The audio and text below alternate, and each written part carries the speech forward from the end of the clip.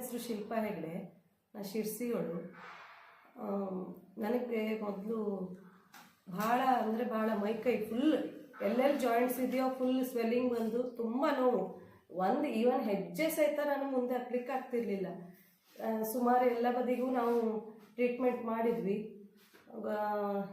ಎಲ್ಲರೂ ಚಿಕನ್ ಗುನ್ಯ ಬಂದಿದೆಯೇನೋ ಇದಾಗಿದೆಯೇನೋ ಹೇಳಿ ನನಗೆ ಔಷಧಿ ಎಲ್ಲ ಕೊಟ್ಟರು. ಆದರೂ ಅದರಿಂದ ಏನೂ ಕ್ಯೂರ್ ಆಗಲಿಲ್ಲ. ಮತ್ತೊಂದು ದೊಡ್ಡ ಹಾಸ್ಪಿಟಲ್ ಕರ್ಕೊಂಡು ಹೋದಾಗಲೂ ಅಲ್ಲಿ ಡಿ ವಿಟಮಿನ್ ಮತ್ತು B12 ನಿಲ್ಲಿದೆ ಹೇಳಿ ಅದಕ್ಕೆ ಟ್ರೀಟ್ಮೆಂಟ್ ಮಾಡಿದರು. ಡೇ ಬೈ ಡೇ ಇಂಜೆಕ್ಷನ್ ಇರ್ತಿತ್ತು.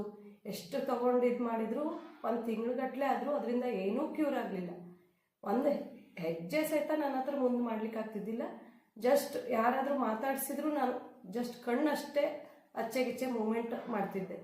ನಮ್ಮ ನೆಂಟರೊಬ್ಬರು ಬಂದವರು ಇಲ್ಲಿ ಧನ್ವಂತರಿ ಆಸ್ಪತ್ರೆಗೆ ತೋರಿಸಿ ಇಲ್ಲಿ ಒಂದು ಸರ್ತಿ ಮೇಡಮ್ ಹತ್ರ ಬನ್ನಿ ಹೇಳಿ ಕರ್ಕೊಬಂದು ನಾನು ಇಲ್ಲಿ ಬಂದಾಗ ಮೇಡಮ್ ನನ್ನ ನೋಡಿ ಬನ್ನಿ ಕ್ಯೂರ್ ಆಗ್ಬೋದು ಅಂಥೇಳಿ ಟ್ರೀಟ್ಮೆಂಟು.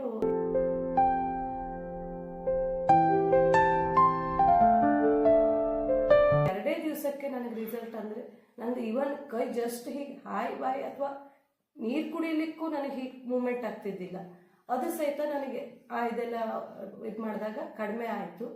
ಮತ್ತು ನಾನೀಗ ಪ್ರತಿ ವರ್ಷವೂ ಬಂದು ಇಲ್ಲಿ ತೊಗೊಂಡು ಹೋಗ್ತೇನೆ.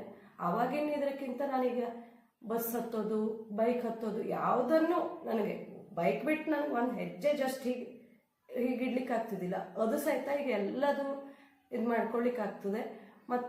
ಮತ್ತು ವೇಟು 76 kg ಇತ್ತು. ಅದು ಎಲ್ಲ ಕಡಿಮೆ ಆಗಿದೆ.